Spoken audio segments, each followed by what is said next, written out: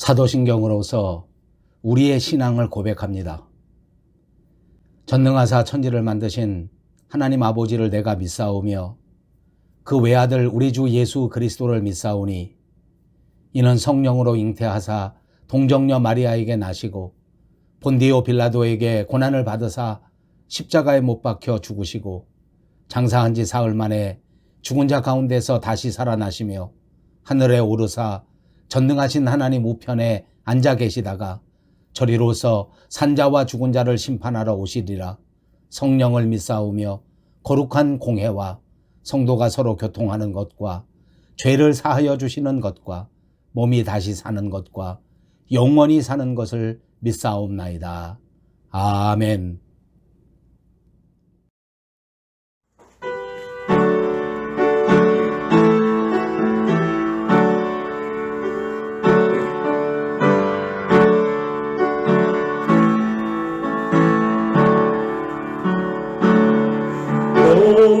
놀라운 구세주 예수 내 주 참 능력의 주시로다. 큰 바위 및 안전한 그곳으로 내 영혼을 숨기시네. 내 마른 땅을 종일 걸어가도 나 피곤치 아니하며 저 위험한 곳 내가 이를 때면 큰 바위에 숨기시고 주 손으로 거두시네. 놀라운 구세주 예수 내 주 내 모든 짐 벗기시네. 죄악에서 날 끌어 올리시며 또 나에게 힘 주시네. 내 마른 땅을 종일 걸어가도 나 피곤치 아니하며 저 위험한 곳 내가 이를 때면 큰 바위에 숨기시고 주 손으로 거두시네. 증량 못할 은혜로 채우시며 늘 성령에 담아주사 큰 기쁨 중 주님을 찬양토록 내 믿음을 도우시네. 내 마른 땅을 종일 걸어가도 나 피곤치 아니하며 저 위험한 곳 내가 이를 때면 큰 바위에 숨기시고 주 손으로 거두시네. 주 예수님 공중에 임하실 때 나 일어나 맞이하리. 그 구원의 은총을 노래하리. 저 천국과 천사와 함께 내 마른 땅을 종일 걸어가도 나 피곤치 아니하며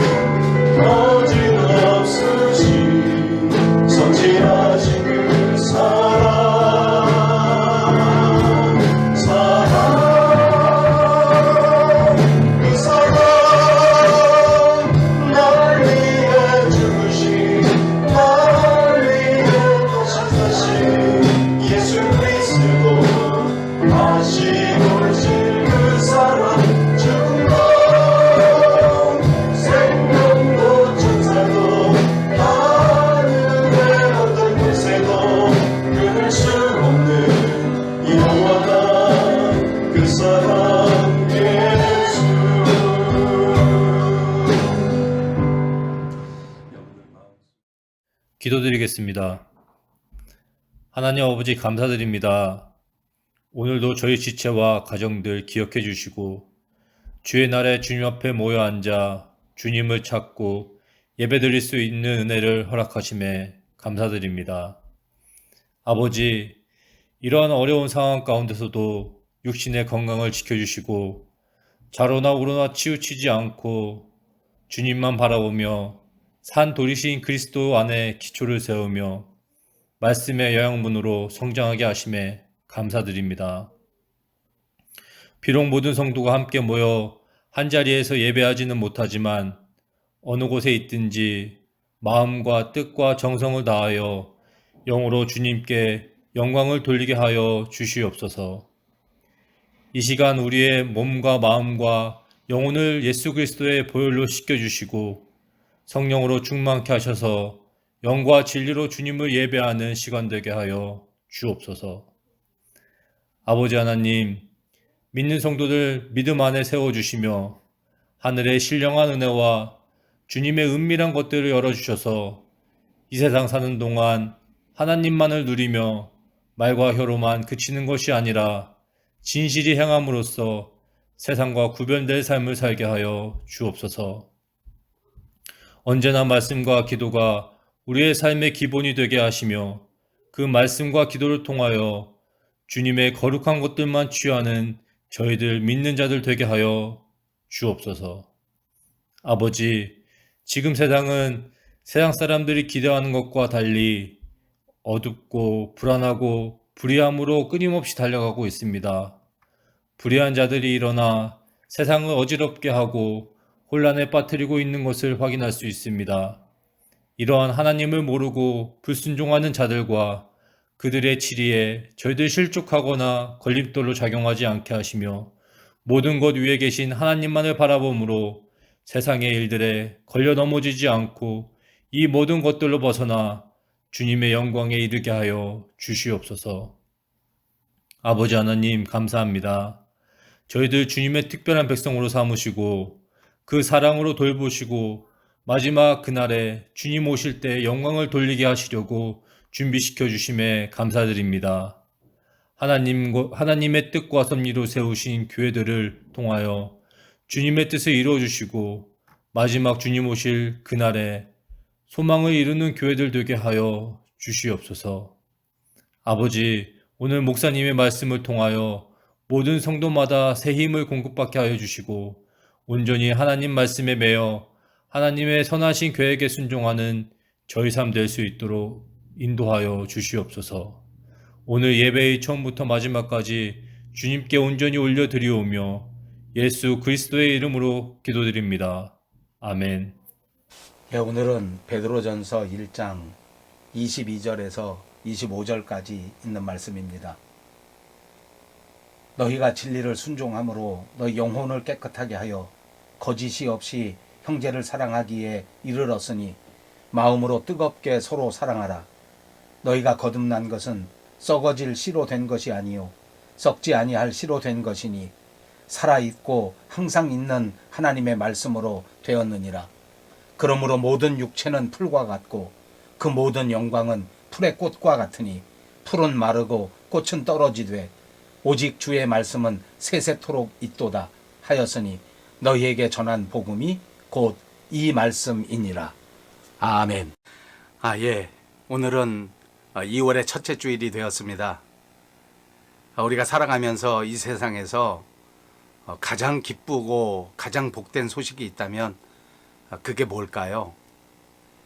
만약 배고픈 사람이 있다고 하면 배고픈 사람에게는 먹을 것이 있다고 하는 소식이 아마 가장 기쁜 소식이고 가장 복된 소식일 겁니다.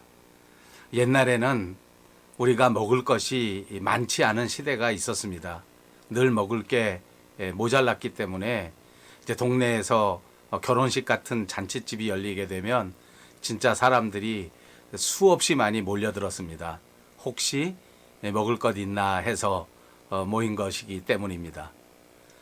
또 몸이 아픈 사람이 있다고 하면 그 사람에게는 가장 기쁜 소식이 아마 약이나 또는 치료에 관련된 일일 것입니다. 옛날에는 약장사들이 많았습니다. 또 우리 조국 한국에는 여전히 노인들을 상대로 하는 그런 건강식품 장사들이 이런저런 문제들을 일으키고 있는 것 같습니다. 좀 부풀려서 이야기도 하고 못 믿을 이야기를 많이 하는데, 그런데 이제 연세가 드신 분들은 몸이 많이 아프기 때문에 그 소리에 현혹돼서 많은 돈을 내고 약을 사 먹는 일이 있습니다.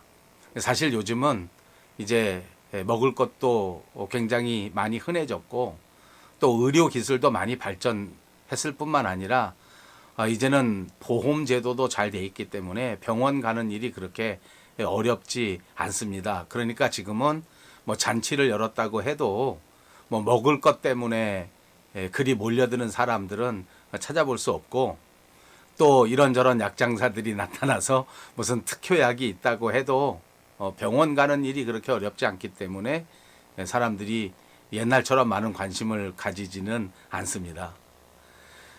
사실 우리 교회도 과거에는 이런 세상 형편을 따라서 목회가 이루어지고 또 전도 활동이 이루어졌다고 볼 수 있습니다. 가난하고 어렵다 보니까 교회에서 설교할 때에도 주로 예수 믿게 되면 부자가 된다, 또 성공한다, 잘 살 수 있다, 이렇게 설교하는 일이 많았고, 그리고 실제로 또 사람들이 교회 와서 신앙생활을 잘 하게 되면서부터 물질 생활에도 구원을 받고 또 부흥되고, 그래서 부자가 되는 사람들이 많이 있었습니다. 또 몸이 아픈 사람들이 많았었던 시절에는 교회에서도 이 병자들을 고치는 그런 신유의 말씀, 또 신유의 집회, 이런 게 참 많았습니다. 왜냐하면 그때는 사람들은 아프고 약도 많지 않고 또 병원 문이 아주 높았기 때문에 많은 사람들이 신유 집회에 관심을 갖고 그야말로 인기가 있었던 것 아닌가 싶습니다. 그래서 누가 신유 은사를 받았다 하는 그런 사람이 모여서 집회를 하게 되면 진짜 사람들이 구름대처럼 몰려들었던 적이 있습니다. 또 여기서도 마찬가지로 실제로 그 집회에 참석해서 또 열심히 기도하고 난 다음에 진짜 심각한 병에서 고침을 받는 사람들이 많이 있었습니다. 어떻게 하든지 교회에 사람이 많이 모이기만 하면 된다, 이렇게 생각하는 사람들이 있었던 시절에는 또 그렇게 목회를 하고 또 그렇게 설교를 했던 적이 있었습니다. 또 여기에도 마찬가지로 그렇게 목회하는 사람들에게 교회가 부흥되고 많은 사람들이 모여들었던 것도 또 역사적인 사실입니다. 근데 이제 안타까운 것은 이렇게 하는 과정 속에서 교회가 진짜 전해야 될 핵심적인 복음이 변질되고 말았다고 하는 사실입니다. 진짜 복음은 빛을 잃어버리고 말았습니다.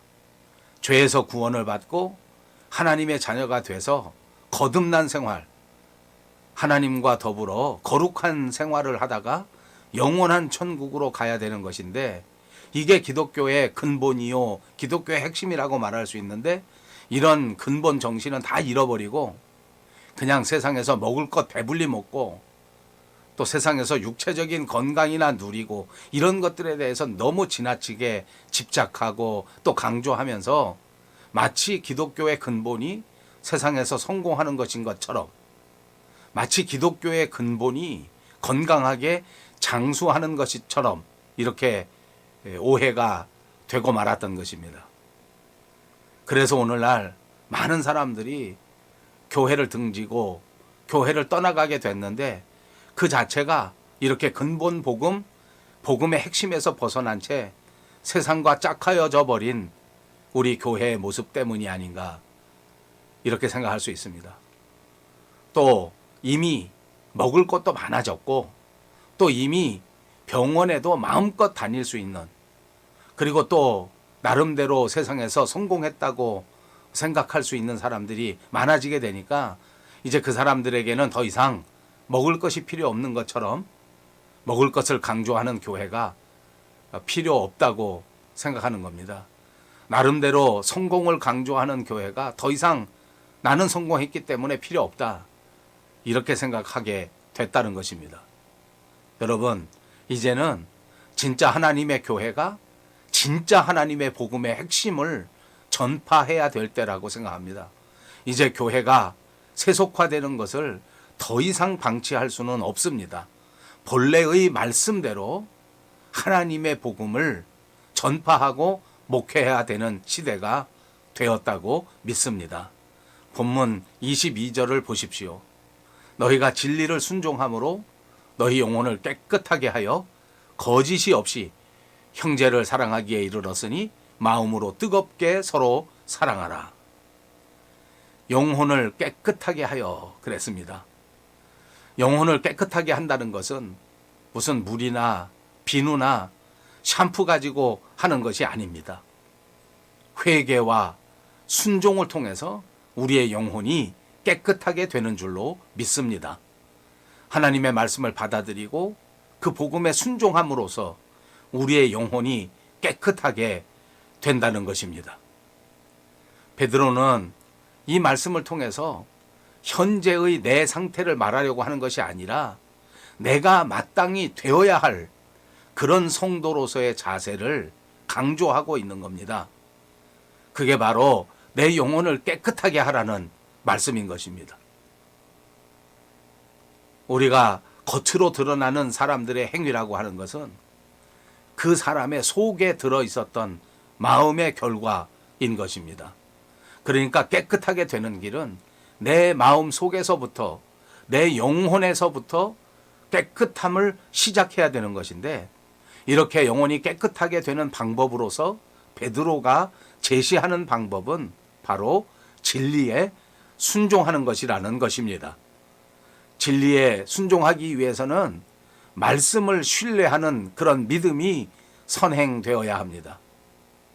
성경 여러 곳에서 믿음은 곧 하나님의 말씀 앞에 순종하는 것이다, 이렇게 가르치고 있습니다. 그런데 여러분, 믿음이 생기는 것은 내가 내 마음대로, 내 임의대로 될 수 있는 부분이 아닙니다. 이 글을 쓴 베드로도 하나님께서 믿음을 주셨기 때문에 그가 믿음의 사람으로 살아갈 수가 있었습니다. 하나님이 주시지 않았다면 이 세상 그 어느 누구도 믿음을 소유할 수가 없습니다. 거짓이 없이 형제를 사랑하기에 이르렀으니 마음으로 뜨겁게 피차 사랑하라. 형제를 사랑하되 사심이 없이 사랑하는 경지까지 이르라는 것입니다. 그리고 이 경지까지 이른다고 하는 것은 매우 어려운 일입니다. 우리가 교회에서 많은 사람들을 만나고 형제로서 관계하고 자매로서 관계하고 있습니다. 그런데 나한테 유익이 없다고 하면 교회 안에서의 만남이라고 할지라도 그 관계가 지속되지는 않습니다. 형식적으로 만났을 때 안부 인사는 서로 나누는 사이라고 할지라도 진지하게 삶의 이야기를 나눌 수 있는 관계가 되지 않는다는 것이 현실적인 말일 것입니다. 그런데 만약 무슨 유익이 있다, 이렇게 판단이 되면 그 만남이 자연스럽게 유지됩니다.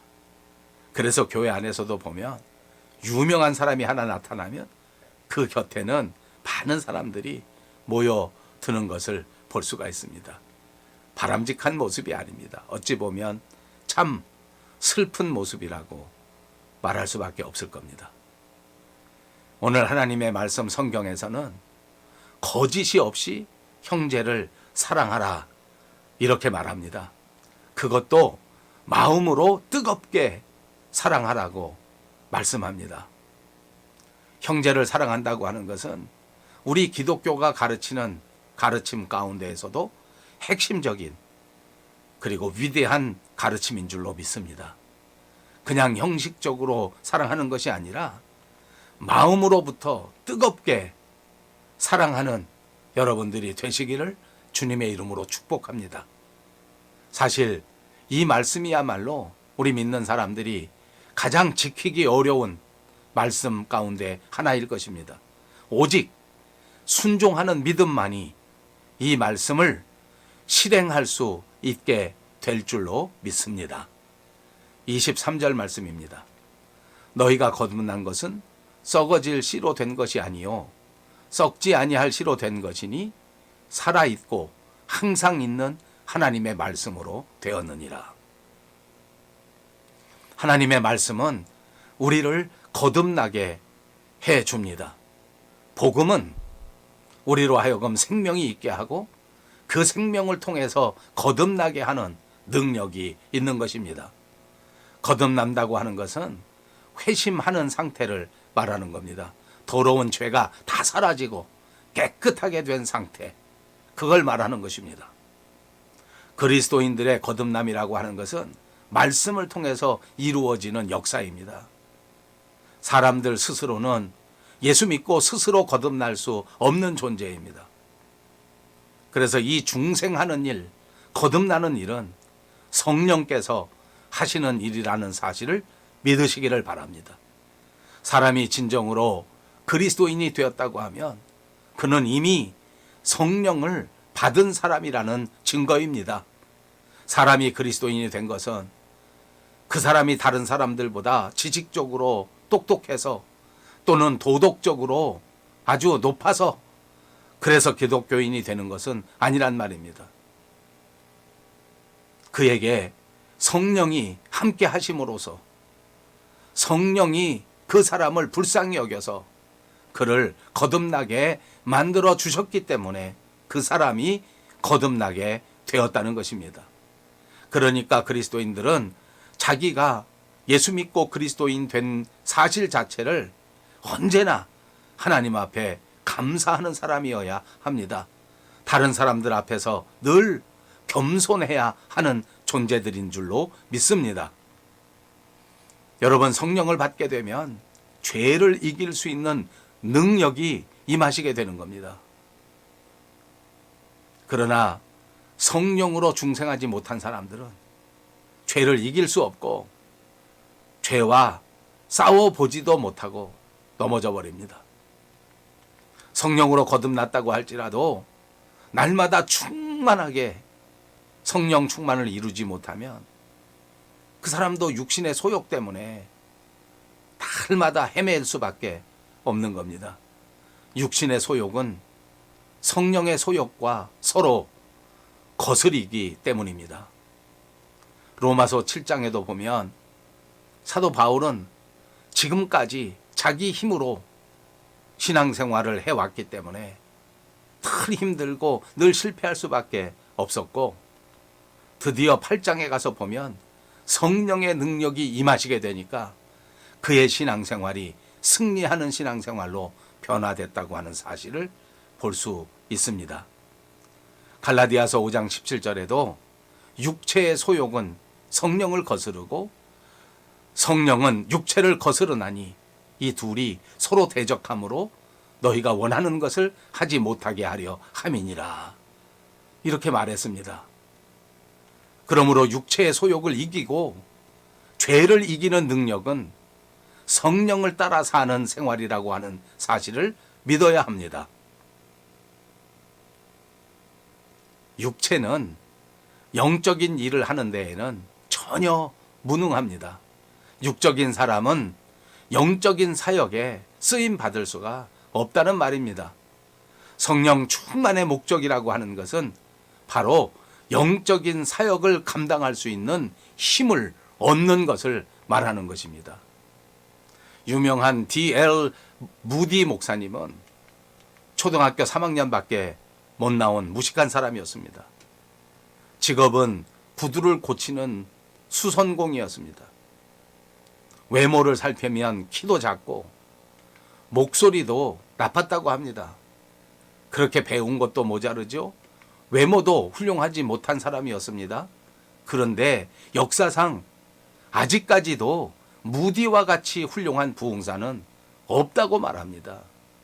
성령의 능력이 임하니까, 성령에 사로잡혀 사역을 하게 되니까 외모적인 조건도 학식적인 조건도 다 뛰어넘고 하나님의 놀라우신 능력이 무디 목사님의 사역을 통해서 나타나게 된 줄로 믿습니다. 사도행전 4장 31절에 보면 빌기를 다함에 모인 곳이 진동하더니 무리가 다 성령이 충만하여 담대히 하나님의 말씀을 전하니라. 이렇게 기록되어 있습니다.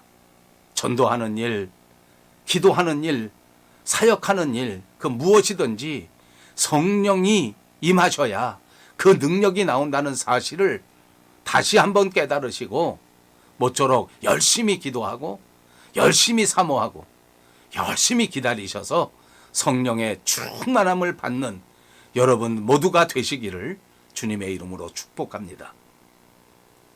사람이 인생을 살아가면서 누구에게나 이루고자 하는 꿈이 있고 목표가 있을 것입니다. 만약 꿈이 없다면, 목표가 없다면 그보다 불쌍한 사람은 없습니다. 그런 사람은 이미 이 세상에 살면서 고칠 수 없는 불치병을 앓고 있는 사람이라든지 아니면 교도소에 가서 사형 선고를 받고 사형을 기다리는 사람들이나 꿈이 없고 목표가 없을 것입니다. 또 성경은 꿈이 없는 백성은 망한다고 가르쳤습니다.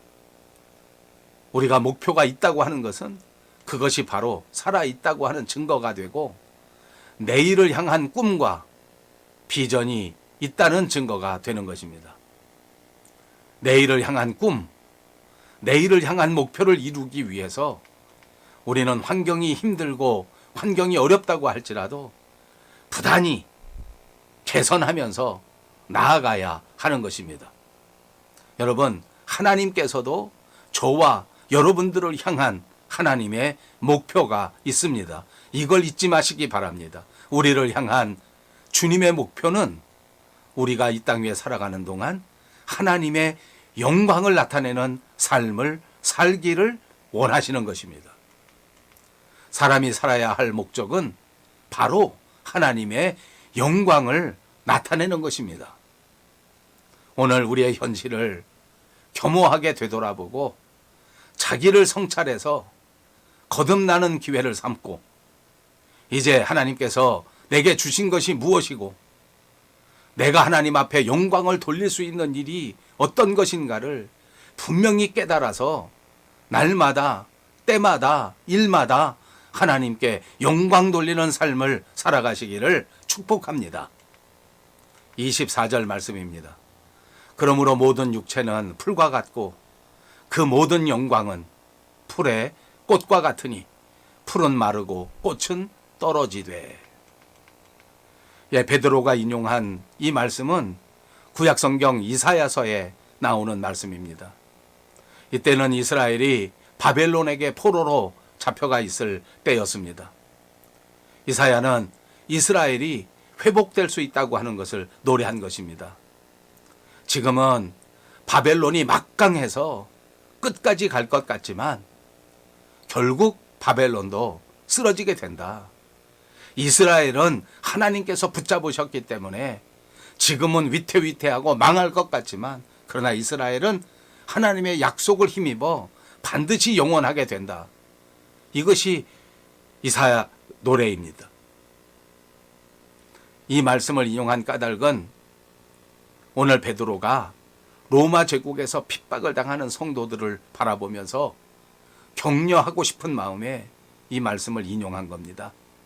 지금 로마 제국이 강한 힘을 갖고 정말 끝까지 이 세상에 존재하면서 우리를 괴롭힐 것 같이 보이지만 그러나 이 로마 제국도 결국은 다 사라지게 된다. 여러분, 우리가 아는 것처럼 진짜로 역사적으로 로마 제국은 결국 멸망했지 않았습니까? 그렇습니다. 이 세상의 모든 것은 다 유한합니다. 영원히 의지하고 영원히 믿을 수 있는 것이 하나도 없습니다. 있다면 오직 주님의 말씀, 복음밖에 없는 줄로 믿습니다. 그러니까 우리는 이 복음을 붙들어야 한단 말입니다. 그러니까 우리는 이 말씀을 붙들고 말씀을 의지하면서 이 위기와 이 환난을 극복해야 되는 것입니다. 이렇게 말씀을 붙들고 살아갔던 사도 바울이 로마서 8장 35절에 이렇게 간증했습니다. 누가 우리를 그리스도의 사랑에서 끊으리요? 환난이나 곤고나 박해나 기근이나 적신이나 위험이나 칼이랴. 38절에서 39절에는 내가 확신하노니 사망이나 생명이나 천사들이나 권세자들이나 현재일이나 장래일이나 능력이나 높음이나 깊음이나 다른 어떤 피조물이라도 우리를 우리 주 그리스도 예수 안에 있는 하나님의 사랑에서 끊을 수 없으리라. 이것이 진짜 믿음이고 이것이 진짜 인생의 행복인 것입니다. 이 세상을 살아가는 사람들 중에 이렇게 바울보다 더 분명하고 더 확신 있는 자세는 찾아볼 수가 없을 겁니다. 그러니까 바울의 인생을 살펴보십시오. 진짜 우여곡절 많은 삶의 환경 속에서 의연하게 살았습니다. 자신만만하게 살았습니다. 이게 신앙인들의 삶이요. 이게 신앙인들이 누리는 진짜 행복인 것입니다. 이런 믿음과 이런 확신 속에 살아간다고 하면 진짜 행복한 즐거운 인생을 살 수 있게 되는 것입니다. 그래서 여러분 역사를 보십시오. 이런 믿음을 가졌던 사람들은 세상에다가 목숨을 내놓고도 행복하게, 기쁘게, 감사하게 순교의 삶을 살았던 것입니다. 오늘 24절에서 인생을 풀이라고 말하고 있습니다.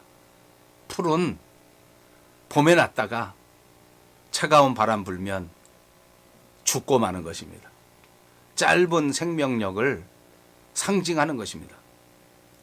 어떤 사람은 이 세상에 나서 100년, 1000년, 만년 살 것 같이 착각하는 사람들이 있습니다. 그러나 우리 인생도 풀과 같이 잠깐입니다. 그래서 우리나라 말에 초로 인생이라는 말도 있습니다. 인생이라는 것이 풀 끝에 이슬과 같다는 비유의 말씀입니다. 누가복음 12장에는 어떤 부자의 이야기가 나옵니다. 풍년을 맞이하고 큰 수확을 얻어서 혼자 신바람이 나서 독백하는데 내 영혼아 여러 해 동안 쓸 물건을 이렇게 많이 쌓아두었으니 이제 정말 평안히 쉬고 먹고 마시고 즐거워하면 된다. 그때 하나님은 이렇게 말씀하십니다. 어리석은 자야, 오늘 밤에 내 영혼을 도로 찾으리니 그러면 내 예비한 것이 네 것이 되겠느냐. 여러분, 사람들의 욕심은 한이 없습니다. 인간은 그 욕심을 따라 끝없이 움켜쥐기만 합니다. 그러나 세상 떠날 때에는 아무것도 쥐고 갈 수가 없습니다. 우리가 세상 떠나는 날 진짜 금반지 한 개도 가지고 갈 수 없다는 것이 분명한 사실입니다. 나그네는 여행을 마치는 때가 오게 됩니다. 꽃이 피는 날이 있으면 지는 날이 있습니다. 인생이 태어난 날이 있으면 반드시 죽는 날도 있는 것입니다. 히브리서 9장 27절에는 한 번 죽는 것은 사람에게 정해진 것이요 그 후에는 심판이 있으리니 라고 말했습니다. 그래서 인생을 나그네라고 합니다. 나그네는 어느 곳에 오래 머물 수가 없는 것입니다. 그런가 하면 순례자 인생도 있습니다. 나그네는 어디서 왔는지 어디로 가는지 알 수 없지만 순례자는 어디서 왔는지 어디로 가는지를 정확하게 아는 사람들입니다.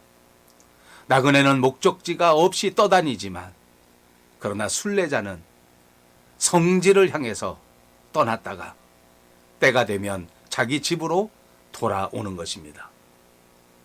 순례자의 인생을 살려면 어떻게 살아야 합니까? 하나님의 약속을 붙들고 사는 것입니다. 하나님의 말씀을 믿고 하나님을 따르는 삶이 순례자의 삶입니다. 사랑하는 여러분, 남은 여러분들의 인생을 반드시 순례자로 살아가시기를 주님의 이름으로 축복합니다. 25절입니다. 오직 주의 말씀은 세세토록 있도다 하였으니 너희에게 전한 복음이 곧 이 말씀이니라. 너희에게 전한 복음이 이 말씀이다. 이 말씀을 복음의 핵심이다. 이렇게 말씀드리고 싶습니다. 이것이 우리가 받은 복음입니다. 이것이 너무나 중요한 말씀입니다. 이걸 잘 간직하고 있어야 합니다. 여러분, 비행기 탈 때 제일 중요한 게 무엇이겠습니까? 그것은 여권입니다. 다른 준비 다 잘하고 짐을 아무리 다 잘 쌓아놓아도 여권 없으면 못 갑니다. 아주 오래전 이야기입니다. 어떤 분이 한국에서 초청을 받고 한국에 방문하게 됐습니다. 이민 온 지 20여 년 만에 한국에 처음 가는 길이기 때문에 정말 흥분하고 한국에 두고 온 형제 자매들을 위해서 선물도 바리바리 싸서 준비하고 짐을 잔뜩 싸놓고 그리고 준비하고 이제 출발하는 날이 돼서 공항에 갔습니다. 짐을 붙이고 수속을 하는데 보니까 여권의 유효기간이 지나버렸습니다. 여권이 없는 겁니다. 아무리 짐을 다 꼼꼼하게 그렇게 바리바리 잘 쌓아놓았어도 아무 필요 없습니다. 여러분, 우리의 신앙생활도 똑같습니다. 핵심이 제일 중요합니다. 만약 그 핵심을 놓쳐버리면 그러면 우리의 신앙생활에서는 아무것도 아닙니다. 다 잃어버리게 된단 말입니다. 그래서 저는 오늘 말씀의 제목을 복음의 핵심이라고 했고 그 핵심을 여러분들과 더불어 한번 정리해 보고 싶습니다. 이것은 베드로 전서에서 이미 베드로가 말하고 있는 복음의 핵심 내용이기도 합니다. 그 첫째 복음의 핵심 내용은 예수님이 우리 가운데 나타나셨다는 것입니다. 창세전에서부터 예언되었던 그 구주 메시아 예수 그리스도가 오늘 이 때에 우리를 위해서 여기 나타나셨다는 것, 이것이 바로 복음의 핵심입니다. 하나님의 아들이신데 그분이 우리가 사는 세상에 나타나셨다는 겁니다. 잊지 마십시오. 예수님 빼고는 복음이 없습니다. 예수님이 복음의 핵심입니다. 예수님 없이는 복음을 논할 수가 없습니다. 두 번째 핵심이라면 이제 그 예수님께 대하여 믿음과 소망을 가져야 한다는 것입니다. 예수님을 통해서 우리는 하나님을 알 수 있게 되었고 하나님을 향한 믿음도 소망도 가질 수 있게 되었습니다. 예수님께서 우리 죄를 위하여 십자가 위에서 대신 죽어주시지 않았다면 우리는 영원한 죄인일 수밖에 없고 하나님과 아무런 관계가 없는 존재일 수밖에 없는 것입니다. 그런데 예수님께서 우리를 위하여 대신 죽으셨고 그 예수님을 하나님께서 다시 살리셨고 그래서 우리를 위하여 예수님께서 친히 하나님 앞에 우리를 증거해 주시는 것, 이게 정말 핵심입니다. 세 번째 복음의 핵심은 하나님을 사랑하는 것, 그리고 이웃을 사랑하는 것, 이것이 복음의 핵심입니다. 여러분, 복음은 결코 이론이 아닙니다. 복음은 구체적인 실천이요 실제인 줄로 믿습니다. 이 세상 살아갈 동안 하나님을 뜨겁게 사랑하고 이웃을 사랑하면서 살아가실 수 있기를 간절히 바랍니다. 마지막 네 번째 핵심도 있습니다. 이 모든 것이 하나님의 말씀에 근거한다는 핵심입니다. 하나님의 말씀입니다. 하나님의 말씀이야말로 우리 믿는 자들이 거듭날 수 있게 해주고 하나님의 말씀이야말로 우리가 구원받을 수 있게 해 주시는 것이라는 사실이 바로 복음의 핵심입니다. 우리가 하나님 앞에서 구원받은 것은 살아있고 항상 있는 하나님의 말씀으로 된 것입니다. 우리가 세상에서 승리할 수 있는 것은 살아있고 항상 있는 하나님의 말씀으로 된 것입니다. 우리가 이 코로나의 이 암울한 환경을 딛고 견디고 승리할 수 있는 것은 살아있고 항상 있는 하나님의 말씀으로 된 것입니다. 모든 육체는 다 사라지고 모든 영광도 다 사라지지만 우리 주님의 말씀은 세세토록 있을 것입니다. 이것이 복음입니다. 세상에 많은 사람들이 있었고 세상에 많은 유력한 문화들이 있었지만 모두가 다 소멸되었습니다. 사람들도 한 사람도 살아남지 못했습니다. 그렇지만 주의 말씀은 세세토록 있다는 것입니다. 이것을 깨닫는 자들은 복이 있는 사람들입니다. 오늘 주님과 함께 세세토록 있게 하시려는 것이 하나님의 계획이요 하나님의 복음의 핵심입니다. 이 핵심을 잊어버리지 마시고 굳게 붙드시기를 바랍니다. 이게 우리의 생명줄입니다. 이 생명줄 놓치지 않으면 반드시 살게 됩니다. 이것이 우리의 구명조끼입니다. 여러분 세상 살면서 구명조끼가 조금 답답하다고 해서 벗어버릴 수는 없는 노릇입니다. 구명조끼를 벗지 않고 견디면 반드시 살게 될 줄로 믿습니다. 세상은 날마다 우리를 유혹하고 이 생명줄 던져버리라고 이 구명조끼 벗어버리라고 우리를 유혹하겠지만 결코 넘어가선 안 됩니다. 왜냐하면 주의 말씀은 세세토록 있고 주님도 세세토록 계시기 때문입니다.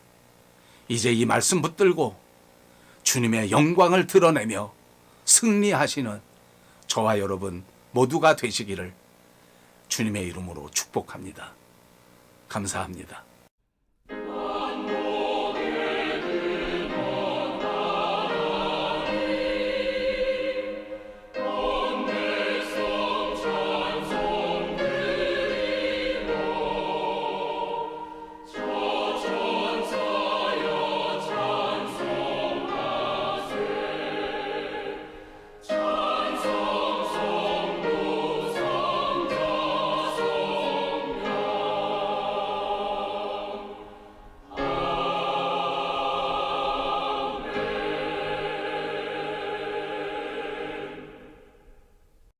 지금은 우리 주 예수 그리스도의 은혜와 하나님 아버지의 극진하신 사랑과 성령님의 감동, 감화 그리고 충만케 하시는 역사가 오늘 복음의 핵심을 부여잡고 말씀으로 살아가기를 다짐하는 귀한 권속들 머리머리 위에와 사랑하는 우리 밴쿠버 영성교회 위에 그리고 온 누리 위에 이제로부터 영원토록 함께 계실지어다.